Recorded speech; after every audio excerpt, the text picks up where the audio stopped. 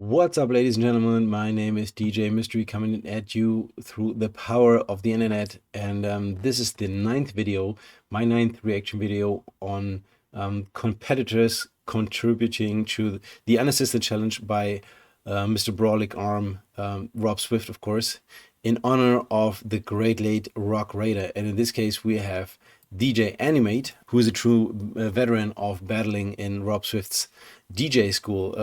I've seen a couple of his videos, his previous stuff, so I'm really looking forward to this video. Let's get right into it. Here we go. Looking at his setup, looks to me like Technics 1200s, lots of stickers on them, and the mixer is, oh, is that a Reloop Elite? Hit me up on that one. If you don't know, Reloop is from Germany, and actually I was born in a city close to where Reloop has their headquarters. All right, so let's check out Mr. Animate's, DJ Animate's routine.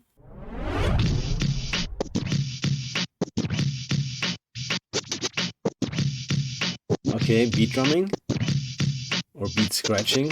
Ha, ha, ha, ha, ha. Back again, ha. It sounds to me like the audio is a little over the top, a little distorted.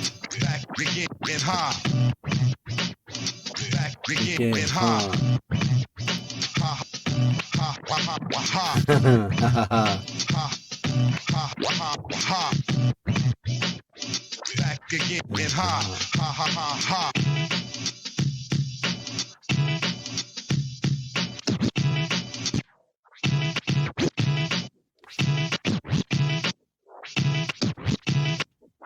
Nice. Some totally different pattern. Good use of baby scratches.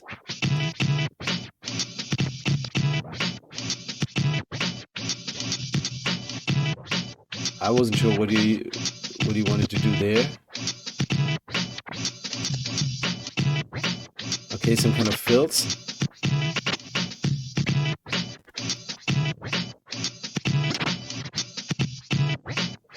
Okay, I'm confused. Give me respect, cause I've been give me respect, cause I've been coming up these last years. All right, okay. At some point, I wasn't too sure whether whether DJ Animate really hit what he wanted to do. At some point, I thought it was a little unclean and not so much like on point. But all right, let's check out what the judges had to say. Let's see. 27.5. Okay, so he's the first one, I think, who got below the 30-point mark. Technicality 3.5, presentation 2.5, originality 3. Making beats on turntables isn't limited to manipulating both turntables. Sometimes you can isolate one turntable and perform turntable drumming. Yes, that's what he did. DJ Animate does that in his intro smoothly too. His sense of rhythm and pocket, however, becomes an issue as he starts to set up his first juggle pattern. Okay, let's jump in that back again and see what Rob Swift meant here. So that's the drumming, yep. Using one turntable, nice. Ha, ha, ha, ha, ha. Back again, ha, ha, ha, ha, ha.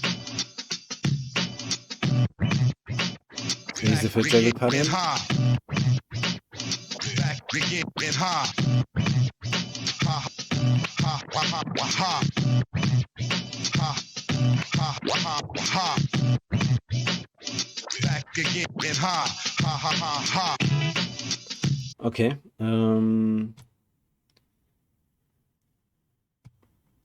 As he prepares to execute his first drop on the right turntable, Animate cues up the 2 snare drum and drops it on the 1. Okay, let's check that out one more time.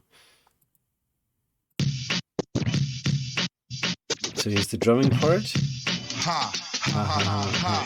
Back again, ha, ha, ha, ha, ha. Ah, okay, that's what he meant. Here is that snare. Back again, ha, ha, ha, ha, ha. But it sounds to me like it still works. The mesh just didn't add up here, and the transition from left to right turntable sounded more like a hiccup. When it comes to beat juggling, it's important to think like a drummer. Yep, listening is key. Your awareness, understanding what sound you've queued up, and knowing where to drop said sound is crucial. Oh yes, absolutely. You always have to make sure that the snares are on the one and two, on the two. Snare is always on the two.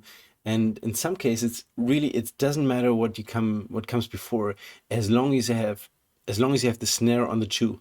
That's really crucial. That makes the difference. Or in other words, the snare leads you through the song. If you don't have a kick or a bass drum, a kick drum or a bass drum, as long as the snare is on the two, you're all good. Your awareness, understanding of what sound you've queued up, and knowing where to drop said sound is crucial. And Animate struggles with securing time, meaning the pocket, during its transitions from one pattern into the next, mostly. But even during his first actual juggle, the kick snare, right turntable, back again, ha, left turntable pattern, Animate's time fluctuates between 4x4 on the right and 2/3 on the left. Man, Rob, sometimes you really amaze me by like how much detail, how much attention you pay to the details, and how you figure them all out. Like I would not have figured this out. I would not have recognized it.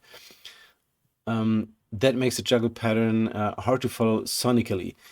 That is true. Like the ear is expecting something. Your audience is expecting something, and sometimes if you deviate from that, you lose your audience. Pocket timing rhythm was Animate's Achilles heel in this specific routine. Okay, so in this specific routine, so I guess in some of Animate's other routines he did better. I will go back and look at DJ Animate's routines one more time just to make sure that I understand what he means, or just to make sure that Animate has routines where it's all fine. So, okay, coming to Mike C. Technicality 2.5, presentation 3, originality 3.5. I like that he's making up his own patterns. Yep, creativity is key. However, the rhythms seem off at times. So it's the same, Mike C spotted the same thing as Rob Swift, hoping to see him continue with his creating his own patterns, while ensuring that the juggles stay on beat. From there, he can aim to have smoother transitions between sections. Yeah, like the 4x4 time signature is so important. If you don't hit that, nothing really makes sense because you lose your audience totally. So another 9 points from Mike C. Mr. B, technicality 3, presentation 3, originality 3.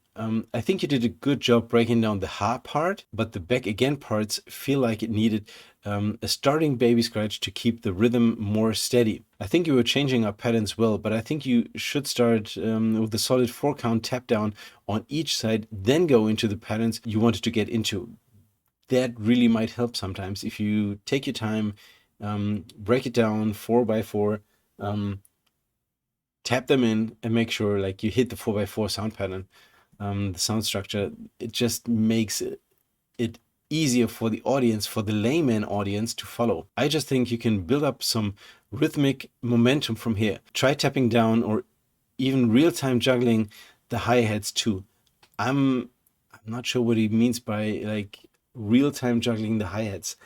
I think real time is everything that is not breakdown pattern. So, Mr. B, if you can comment on what you mean by that last sentence, try tapping down or even real time juggling the hi-hats too. I don't understand what you mean. So if you listen or if you see this video, if you can comment on that last sentence, that would be awesome. All right. Anyways, so another competitor on the Unassisted challenge by Rob Swift. I'm really amazed by the creativity that like all the patterns are different apart from like the sample, give me respect because I've been coming up these last years. Apart from that part, that rap part, like people have used different parts of the song, have came up with different patterns, different this, different that. So creativity among the students is so high. So you could probably like by using all the different parts that the students came up with, you could probably come up with like a 10-minute routine using the same song, but never once repeating. So this is so good. Seeing so many different takes on the Unassisted by Rasco, it's just awesome. So that's really what I like about these challenges. Everybody comes up with different ideas, different skill levels. It's just awesome to see. My name is DJ Mystery from Frankfurt, Germany. Like and subscribe and stay healthy and keep practicing. Peace, y'all.